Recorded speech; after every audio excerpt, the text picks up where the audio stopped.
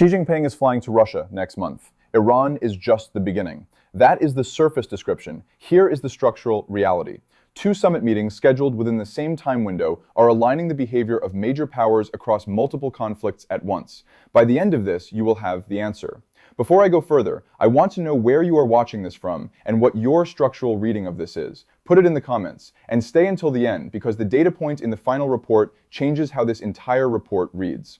Here is what happened. On May 14 and 15, a bilateral meeting is scheduled in Beijing between Donald Trump and Xi Jinping. At the same time, diplomatic patterns indicate that Xi will continue his established practice of visiting Vladimir Putin in Moscow, with a 2026 visit widely anticipated. These are not isolated diplomatic events. They are part of a coordinated rhythm of engagement that has been building over time. And this is where the analysis has to be very careful, because the next part is where most people draw the wrong conclusion. The common interpretation is that these meetings are about trade, about tariffs, about managing disputes. That is not incorrect, but it is incomplete. To understand why these meetings matter, you have to understand the context in which they are occurring. The Iran ceasefire deadline is approaching. At the same time, Ukraine is experiencing its largest drone attacks of the war. These are not disconnected developments. They are occurring within a global system where multiple conflicts now intersect through a single variable, China's position. Today's crises are coordinated through yesterday's alignments.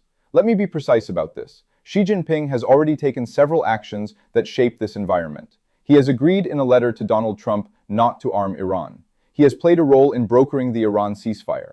And he has positioned China as a necessary intermediary for any permanent peace agreement. Each of these decisions carries weight on its own. Together, they create leverage. And this is the part of the report that almost no one in Western media is explaining accurately. The leverage is not limited to Iran. It extends into Ukraine, into energy markets, into trade flows. When Beijing positions itself as essential to resolving one crisis, it increases its relevance across all crises. That is the structural mechanism at work. Influence is rarely built in one arena. It is transferred across many. Now consider the second track. The relationship between Xi Jinping and Vladimir Putin is not informal. It is formalized through what both leaders describe as a no-limits partnership. This is not rhetorical language. It reflects coordinated policy behavior. In April 2025, Iran and Russia signed a strategic partnership treaty. This matters because it connects two theaters, Ukraine and the Middle East, through shared infrastructure of cooperation. Russia has received intelligence support, weapons technology cooperation, and economic protection that allowed it to sustain its war in Ukraine. At the same time, this network has provided targeting data for Iranian strikes against American soldiers. Think carefully about what that means. This is not a series of isolated bilateral relationships. It is an interconnected system. China, Russia, and Iran are not forming a formal alliance in the traditional sense, but their actions are aligned in ways that produce similar effects. A system does not need a treaty to behave like one. And this is where the context becomes critical. Xi Jinping is engaging in what appears to be a dual positioning strategy. On one side, China is acting as a mediator, brokering ceasefires, facilitating negotiations, presenting itself as a stabilizing force. On the other side, it is maintaining relationships that support actors involved in those same conflicts. Washington reads this as contradiction. Beijing reads this as flexibility. Both readings follow internal logic. Let me be very precise about this. From Beijing's perspective, being indispensable to conflict resolution increases strategic influence. At the same time, maintaining relationships with all parties ensures that China is never excluded from any outcome. This is not inconsistency, it is design. Neutrality is not absence of position, it is control of access. Now return to the scheduled meetings. The Trump-Xi summit in Beijing is taking place under conditions where China has already shaped the environment. The Iran ceasefire is linked to Chinese mediation. Any long-term agreement will require Chinese participation. This gives Beijing leverage that extends beyond traditional bilateral issues. Trade is no longer the central variable. Structural influence is. And this is where the trajectory becomes visible. At the same time, Xi's anticipated visit to Moscow reinforces the second axis of this system. The relationship with Russia ensures that China remains connected to the military and security dimensions of the global landscape. It provides access, information, and coordination. Diplomacy and security are two sides of the same structure. We have seen this exact dynamic before, in different forms, under different conditions. The structural logic is the same. In 1979, China recalibrated its external relationships to maximize flexibility between competing powers. The context was different, the actors were different, but the principle remains: maintain multiple channels of influence simultaneously. And this is the analytical question that emerges from the context. If China is positioning itself as essential to resolving every major crisis, Iran, Ukraine, energy, trade, while simultaneously maintaining relationships that sustain those crises. What is the underlying strategic objective? Because this was not inevitable. It became likely through a series of specific decisions. Every position taken creates a position to be leveraged. That is the context. The events are visible. The structure is less visible. And it is the structure that determines outcomes. The question now is not what is happening. The question is why each actor is making these decisions, and what logic connects them. To understand what is happening, you have to separate perception from calculation. Washington, Beijing, and Moscow are not reacting to headlines. They are operating within strategic frameworks shaped by history, capability, and constraint. Let me be precise about this. Start with Beijing.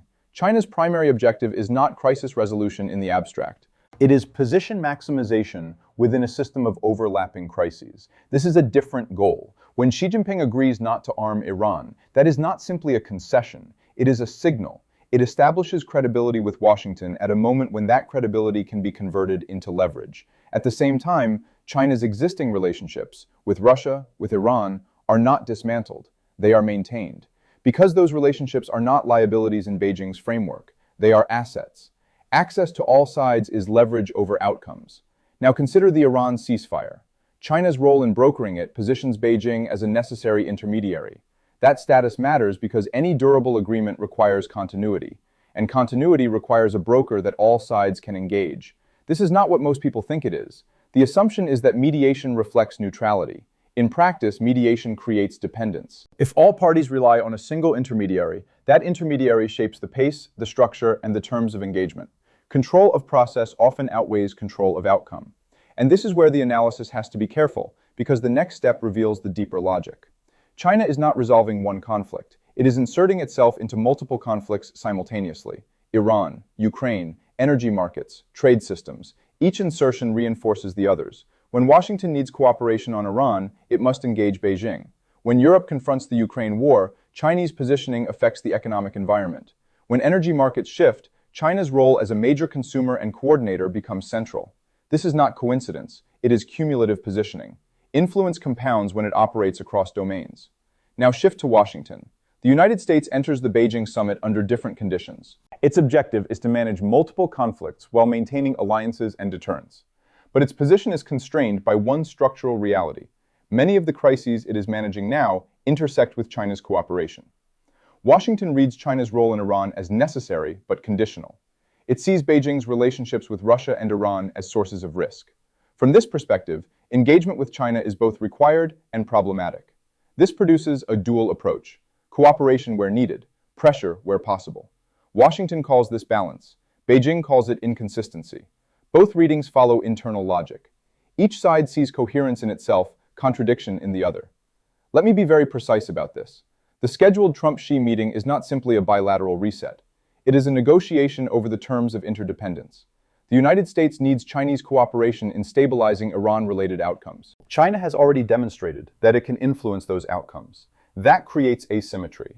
Because influence over crisis resolution is not easily substituted. Military power cannot replicate it. Economic pressure cannot immediately replace it. Diplomatic alternatives take time to construct, and time, in this context, is a strategic resource.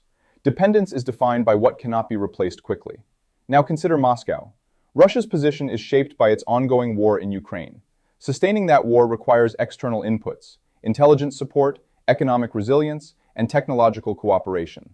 The partnership with China provides elements of that support, not always directly, not always visibly, but structurally.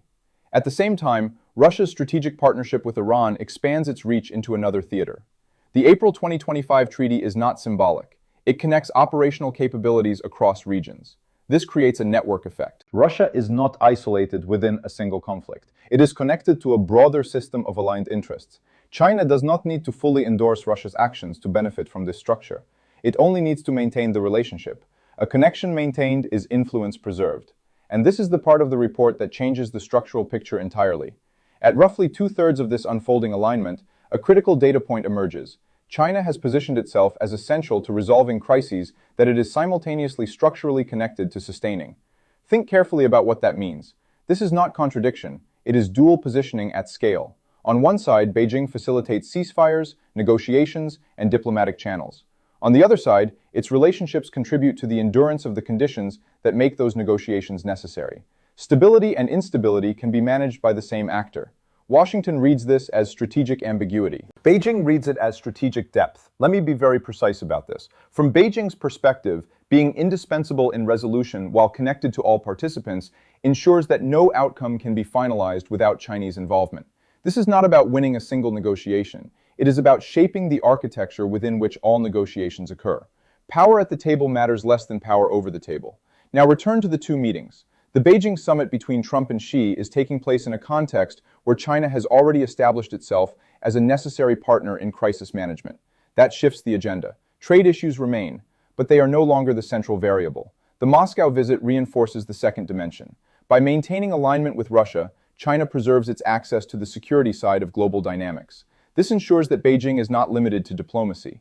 It remains connected to the full spectrum of strategic activity. Diplomatic reach without security access is incomplete.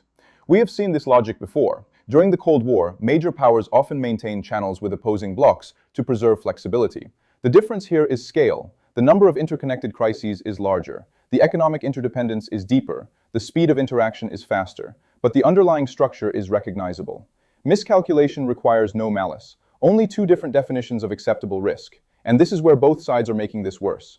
Washington's shift from engagement to selective containment has not eliminated dependence. It has made that dependence more visible. Beijing's dual positioning increases its leverage, but also increases the risk of misinterpretation. Each side is acting rationally within its framework, but the interaction of those frameworks produces instability. The structure creates pressure even when intentions remain controlled.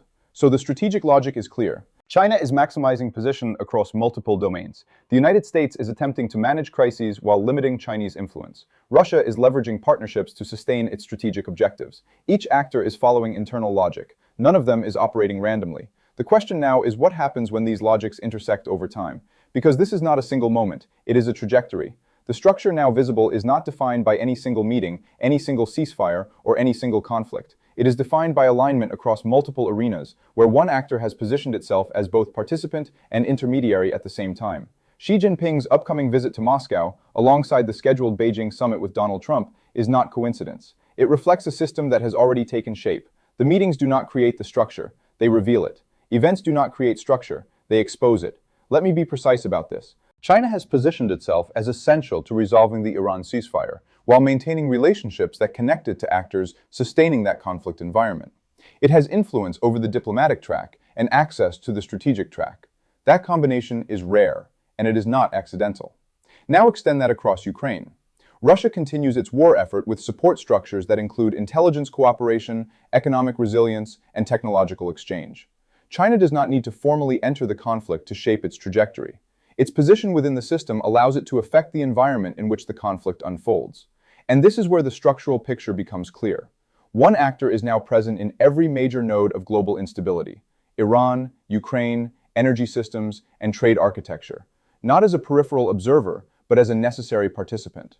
Presence across systems creates influence beyond any single system. Think carefully about what that means. When multiple crises depend on a single actor's cooperation to move toward resolution, that actor gains leverage not just over outcomes, but over timing, sequencing, and coordination. It gains influence over when things happen, not just what happens. That is a different category of power. Control over timing is control over pressure. Now consider Washington's position within this structure. The United States remains the central military power, with alliance systems and global reach. But in this configuration, military capacity does not automatically translate into control over crisis resolution, because resolution pathways now intersect with Chinese participation. This creates a condition where the United States must engage with China to stabilize outcomes that its own strategy is trying to contain. Washington reads this as a temporary imbalance. Beijing reads it as a structural shift. Both interpretations follow internal logic. Capability defines what you can do. Structure defines what you must do. And this is the part that requires careful attention. This was not inevitable. It became likely through a series of decisions. China expanded its diplomatic engagement across multiple regions. It maintained relationships with actors under pressure from the United States. It positioned itself as a broker where opportunities emerged. Over time, these actions accumulated. At the same time, the United States adjusted its approach from engagement towards selective containment, without fully disengaging from interdependence. That created a gap between intent and structure. Russia, facing isolation in one domain, expanded connections in others. The partnership with Iran and the continued alignment with China reinforced its ability to sustain operations. Each step was rational within its own context. Rational decisions can produce unintended structures. Now, the structure exists. Let me be very precise about this. China is not replacing the United States as a global hegemon. That is not what the data shows. What is happening is more specific. China is embedding itself in the mechanisms through which global crises are managed. That is a different form of influence. It does not require dominance, it requires indispensability. Indispensability is quieter than dominance, but often more durable. And this is where the historical anchor matters. We have seen periods where one power dominated the system. We have also seen periods where multiple powers operated within overlapping spheres. The current moment reflects neither exactly. It reflects a system where interdependence and competition coexist at high intensity. This is not a transition that will be resolved quickly. Structural shifts unfold over decades, not headlines. Now return to the two meetings. The Beijing summit will not resolve the underlying dynamics between the United States and China. It will manage them. It will define terms of engagement within an existing structure. The Moscow visit will not create alignment between China and Russia. It will reinforce a relationship that already functions as part of a broader system. These are not turning points. They are confirmations. A meeting is rarely the cause. It is the signal. And this is where the final conclusion emerges. The global order is not being assembled through declarations. It is being assembled through patterns of behavior across multiple crises, where influence is accumulated by being necessary in each one. China's current position reflects the most sophisticated form of that accumulation seen since the Cold War, not because it controls outcomes, but because it is present in the processes that produce them. The United States remains central to the system, but it is no longer operating in an environment where it can shape outcomes independently of other major actors. Russia remains constrained in some domains, but connected in others through strategic partnerships that extend its reach. Each actor retains agency, but the structure within which they operate is now shared. Structural forces do not require bad intentions to produce bad outcomes. And this is the final line you should consider. The emerging order is not defined by who leads, but by who cannot be excluded.